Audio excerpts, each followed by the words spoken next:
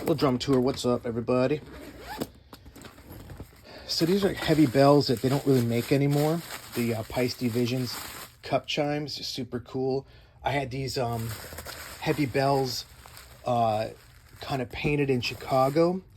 Your best friend as a drummer is the guys that fabricate and do all that. So I got all the cup chimes in here. When I got out of the military, I ordered all the Vision cymbals, and I've kept them for some time, and they're great. They serve me, but I don't want to play too hard and warp them. But all those cymbals are in there, so that's cool. This was a gift from my friend John. How awesome is this? He gave me a sweet pair of old new stock 2000s. That goes with my signature Danny Carey Peisty ride. These are awesome because these are from Mike Dorfman at Trick, and he's such a gentleman.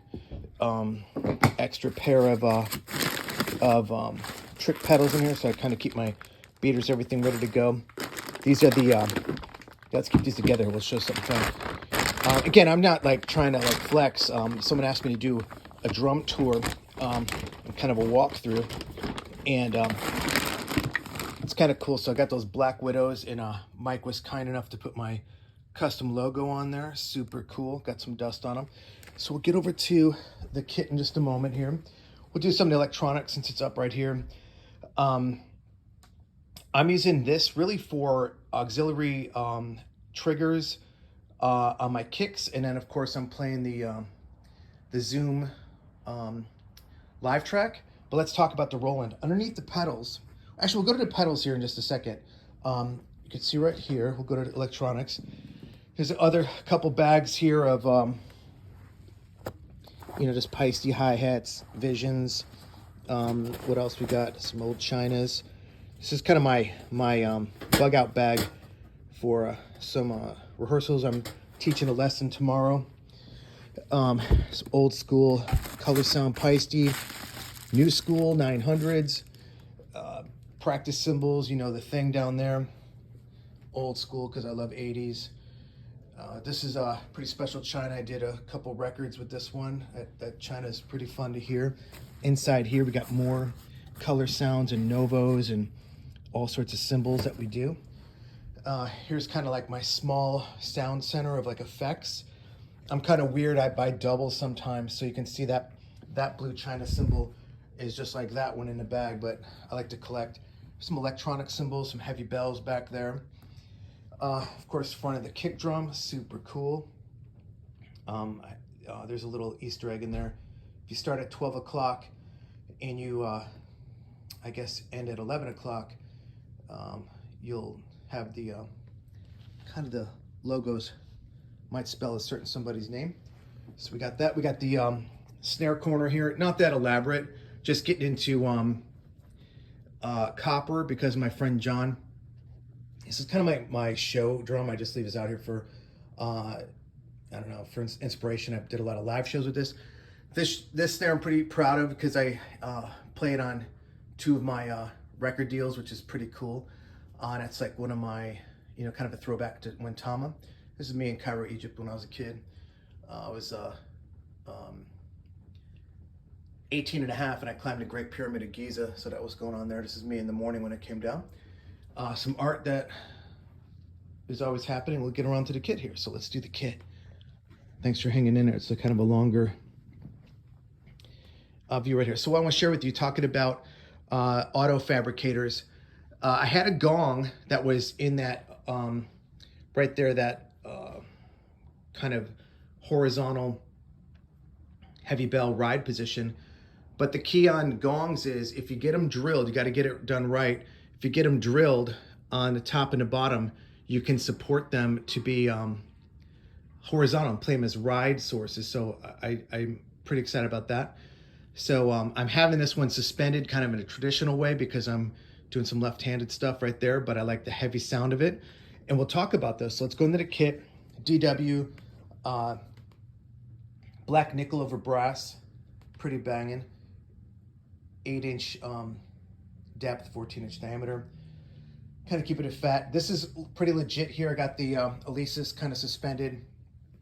Throw all my samples in there. It's not plugged in.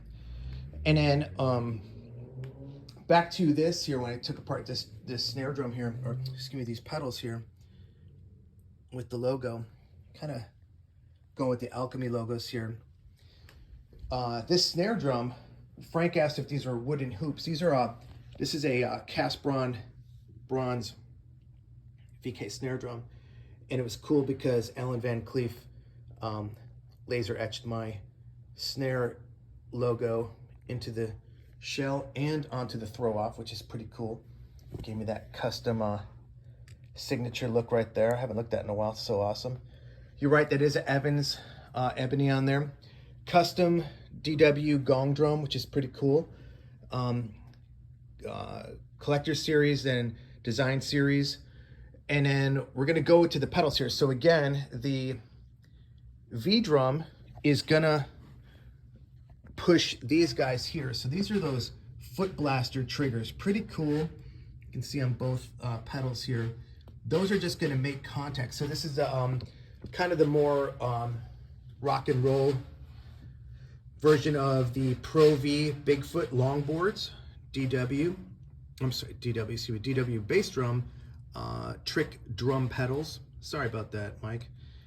And then we'll talk about that in a second. I forgot to share with you my logo here.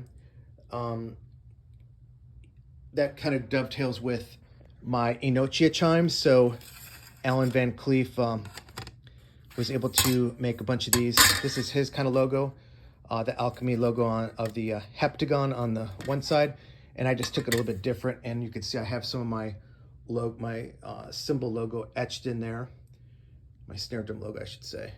You can see right there, it's pretty fun. So I have a few of these, have them around the kit, of course, kind of right there above the china. And then back to these triggers. So how these work, the foot blaster, when the bass drum touches down, you match it with the contact of the bass drum, and it just makes contact right here. You can kind of hear it click a little bit. You can see it move a little bit. So that sends a trigger to the V drum kit, as you can see.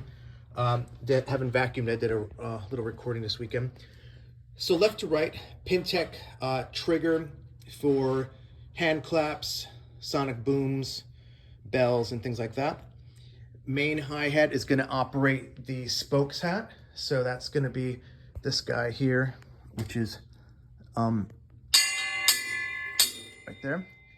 I put the cable hat main hi-hat kind of in the center, but I kind of like it in there. And I was using the bottom half of this DW snare stand, but it's so fat and chunky, I had to go with this lighter one. I'm kind of not playing it smart with that. I just need a lower footprint because there's so many pedals here.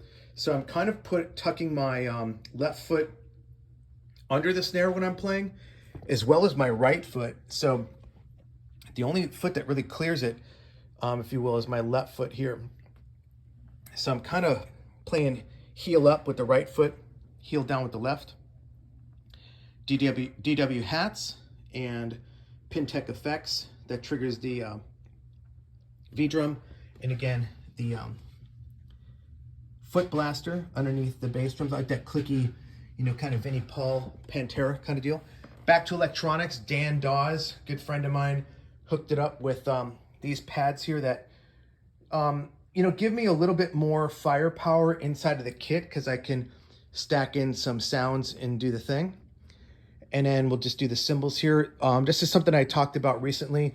This is just a low volume gold or brass-ish type of cymbal on top of old school Paiste Visions. Looks cool with the gold and the black, all cool. 900 series China, 18-inch. Of course, my go-to crashes are always going to be Paiste signatures. They sound like glass. Look at that lathe. It's so nice. This is a stack that I changed up. I used to play, oh, and this is a gift from John Public. Thank you, John. A little 2002 heavy bell. And then you can see 2002 Sound Edge hi-hat underneath, or I'm sorry, on top of this, another one of those blue China cymbals. It's kind of all chewed up, but it feels good right there. And then we have the Inochi chimes that are mounted, signature crashes. I have a little bit of, it's just kind of a towel here because if I move stuff around, it keeps the bass drum a little bit more dialed in.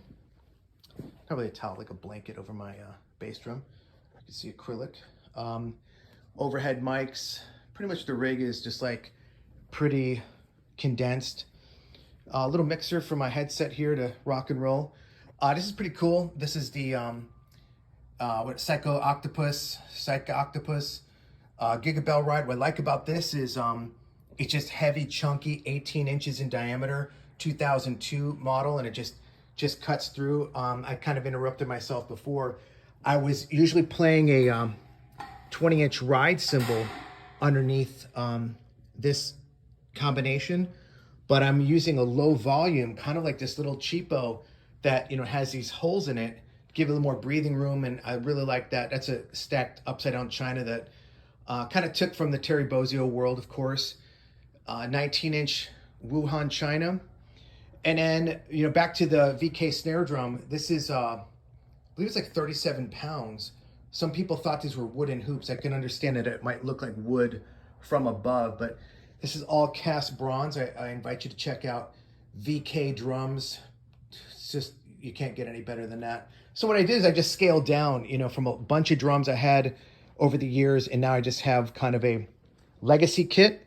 And what I'm trying to do is just make an impact with records from people that I want to work with or people that are hiring me.